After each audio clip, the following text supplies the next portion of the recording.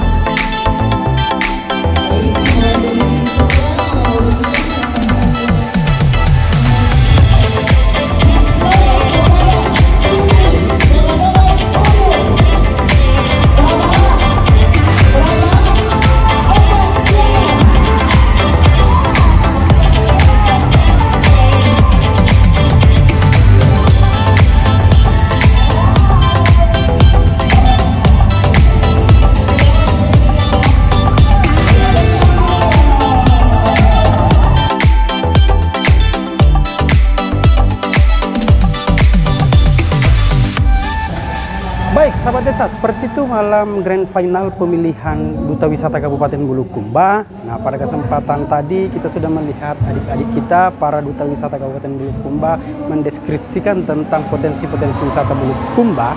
Nah, kedepannya kita akan berupaya mengajak salah satu putra dan putri Duta Wisata yang terpilih untuk membincang gagasan-gagasan adik-adik kita, bagaimana kemudian mempromosikan potensi-potensi wisata yang ada di Kabupaten Bulukumba. Ikutin terus.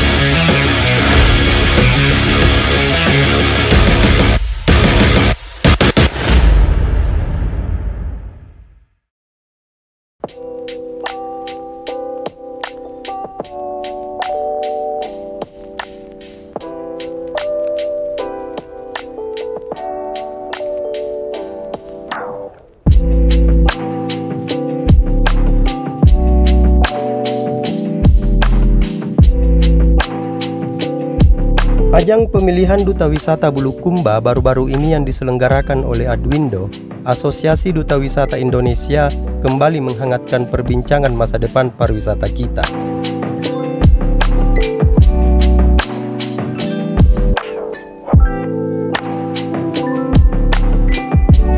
Orasi dengan diksi-diksi kultur kembali menggema di panggung Grand Final Duta Wisata Bulukumba. Keberadaan produk-produk lokal semacam atap konjo tentunya bakal menjadi daya tarik tersendiri bagi wisatawan ke depannya. Mengingat produk lokal kita yang satu ini sudah menembus pasar mancanegara.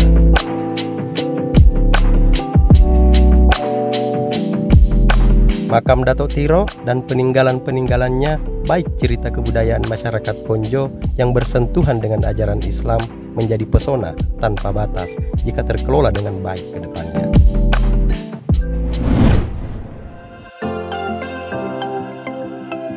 Pesona tanpa batas di ujung selatan Sulawesi, Keindahan laut dan bentang alam yang eksotik membuat Bulukumba menjadi lokasi wisata utama di Sulawesi Selatan.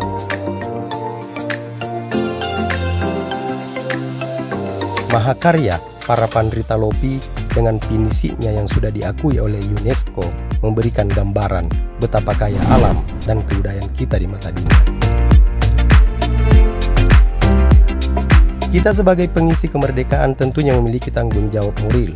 Bagaimana kemudian memberikan kontribusi sekecil apapun itu agar eksistensi dari potensi tanpa batas itu dapat terjaga dan berkembang jauh lebih baik lagi ke depan.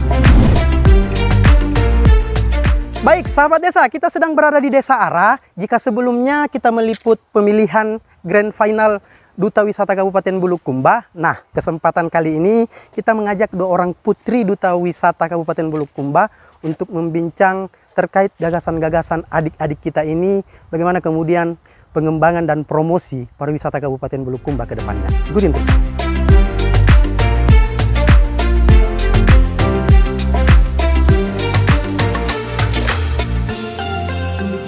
Halo adik-adik, salim dulu dong. Yeah. Baik, sahabat desa, kita sudah bersama dengan 2 orang putri Duta Wisata Kabupaten Bulukumba. Nah, pada kesempatan kali ini tentunya kita akan mengajak berbincang-bincang mereka berdua tentang latar belakang, harapan-harapan tentang pariwisata Kabupaten Bulukumba, dan mau ngapain misalnya sebagai Duta Wisata Kabupaten Bulukumba. Nah, yang pertama dulu deh, latar belakangnya, nama lengkapnya, pendidikannya. Siapa dulu? Ayo. Silakan. Oke. Oh iya, terima kasih Kak. Perkenalkan, nama saya Sri Indah Wahyuni. Saya merupakan mahasiswi jurusan Bahasa dan Sastra Inggris Universitas Islam Negeri Alauddin Makassar. Orang tua saya petani. Saya berasal dari Desa Caraming, Kecamatan Bontotiro. Orang di kampung Bontotiro tentunya ada ya. Nah, yang kedua. Oke, terima kasih. Perkenalkan, nama saya Andi Afifa Aulia Rahma. Teman-teman bisa memanggil saya Viva. Saat ini saya sedang berkuliah di UIN Alauddin Makassar sebagai mahasiswi kesehatan masyarakat dengan fokus pendidikan promosi kesehatan masyarakat. Umur saya saat ini yaitu 22 tahun, bertempat tinggal di Kecamatan Ujung Loe. Profesi orang tua, Dek? Profesi orang tua saya seorang petani. Petani ya, masing-masing petani ya, 2 orang ya. Wah, luar biasa sekali tentunya sahabat desa. Ini 2 orang anak petani ikut berkontribusi tentunya tentang pengembangan pariwisata Kabupaten Bulukumba. Nah, kita sambil jalan-jalan Dek ya, bincang-bincang.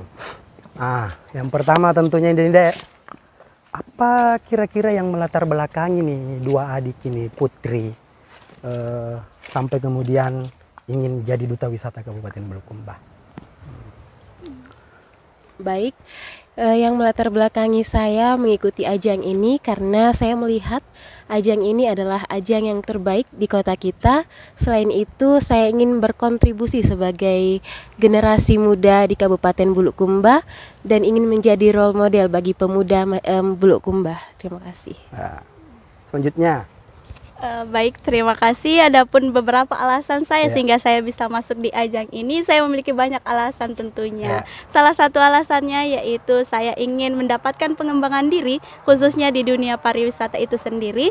Kemudian saya juga ingin menjadi ikon dari Kabupaten Bulukumba yang bisa memperkenalkan bagaimana sih dunia pariwisata kita, bagaimana potensi dari Kabupaten Bulukumba itu sendiri.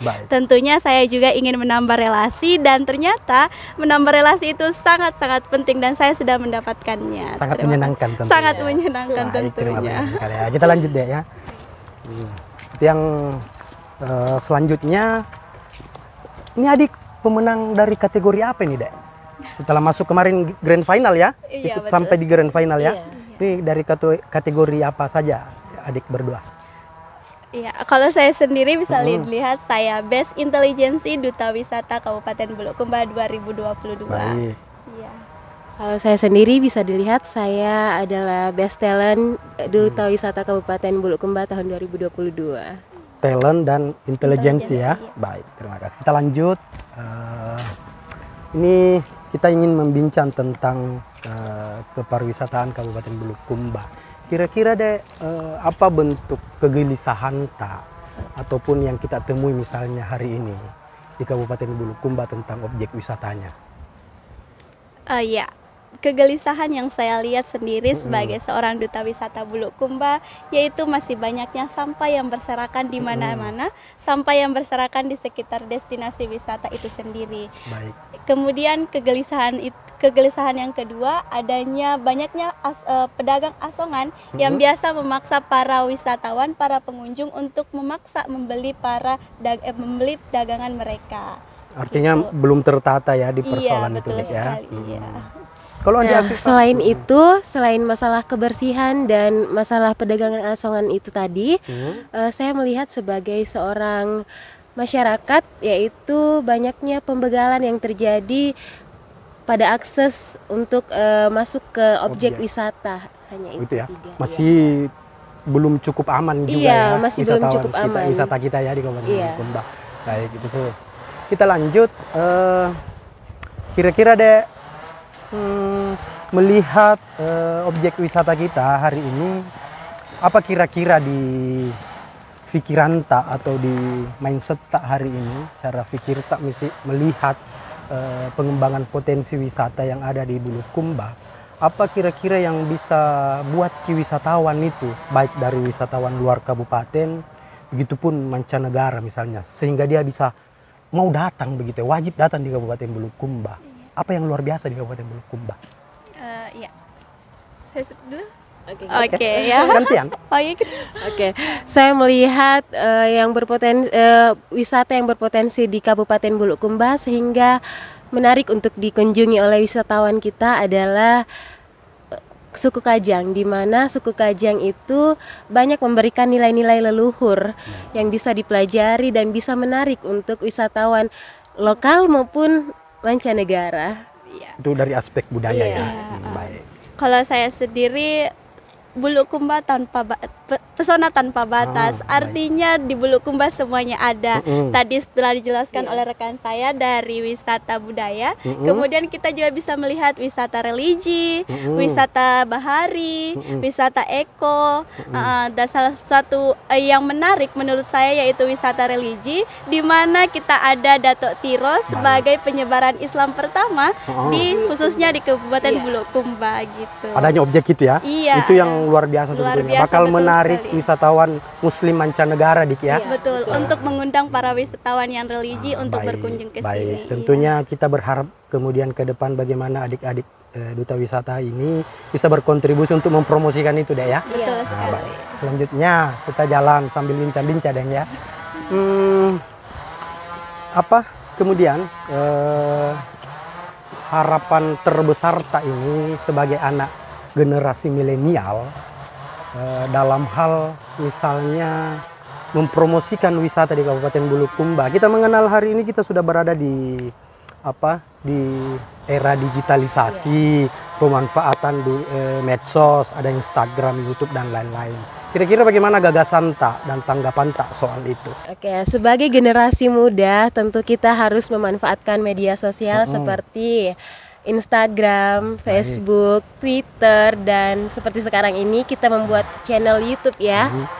Dan hal yang kita akses hari ini itu pembuatan perahu pinisi, di mana yang biasanya saya lihat biasa di media sosial, hari ini saya bisa melihat langsung bagaimana pembuatan perahu pinisi.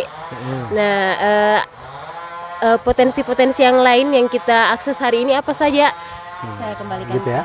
Iya, selain dari pembuatan perahu pinisi, kita juga sudah berkunjung ke rumah atap konjo.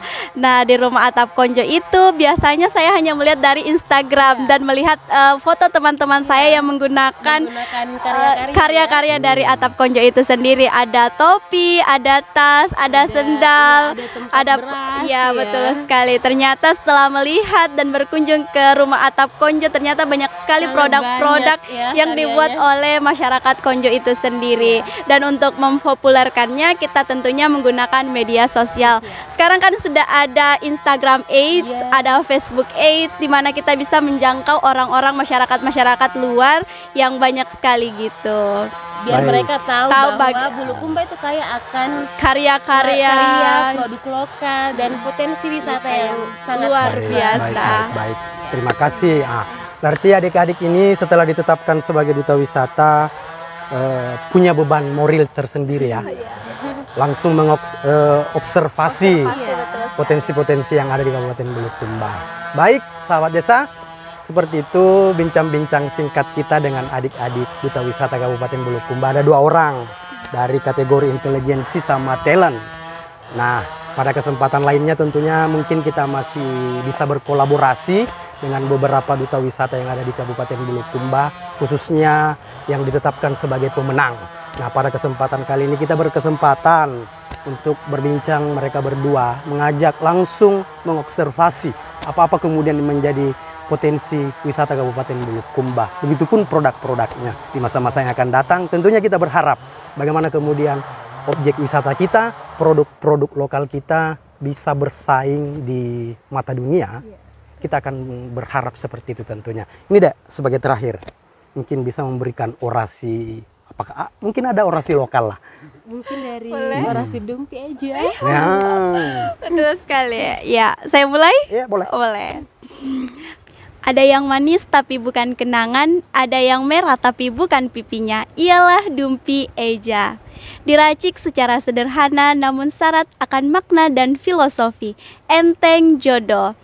Konon katanya, bagi gadis yang makan Dumpi Eja akan segera mendapatkan jodoh. Dan Dumpi Eja wajib ada dalam setiap acara adat pernikahan dari Kajang Kabupaten Bulukumba. Untuk itu, saya Sri Indah Wahyuni mengajak teman-teman sekalian untuk berkunjung ke Kabupaten Bulukumba. Selain untuk menikmati pantai bahari dan juga budaya yang ada di Bulukumba, teman-teman juga bisa mencicipi sensasional dari rasa Dumpi Eja yang katanya bisa mendatangkan jodoh. Jika di Lampung ada kue jodoh cocokoi, maka di Kabupaten Bulukumba ada kue jodoh Dumpi Eja. Keren. Lanjut.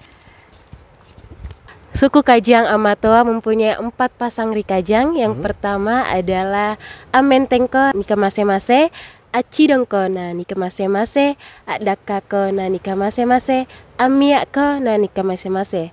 Untuk kalian yang ingin mengetahui lebih dalam nilai-nilai budaya luhur Kajang Amatoa, bisa berkunjung ke Kabupaten Bulukumba. Saya Andi Afifa Aulia Rahma, finalis Duta Wisata Kabupaten Bulukumba, mengajak teman-teman untuk berkunjung ke Kabupaten Bulukumba. Baik, terima kasih adik-adik ya kesempatannya. Seperti itu sahabat desa, tadi orasi diksi lokal dari 2 adik-adik kita tentang kue Dumpi Eja dan filosofi tentang kebudayaan Kajang. Nah, kita sampai jumpa tentunya, kita bertemu di kesempatan lainnya dari desa untuk Indonesia dan Nusantara. Sahabat desa, dipandingi. Assalamualaikum warahmatullahi wabarakatuh. Pemerintahanmu, adat budayamu, semoga aku bisa kembali ke negeriku, menginjakkan kaki. Kita mengharapkan tiap pagelaran event pinisi ke depannya semakin mampu meningkatkan pelibatan masyarakat secara luas, membumikan pesan-pesan leluhur, pasang rikajang, dan mengakrabkan anak-anak milenial dengan produk kebudayaannya dengan menyajikan tontonan festival para penderita, tidak hanya semata acara seremonial yang tak meninggalkan jejak di benak generasi.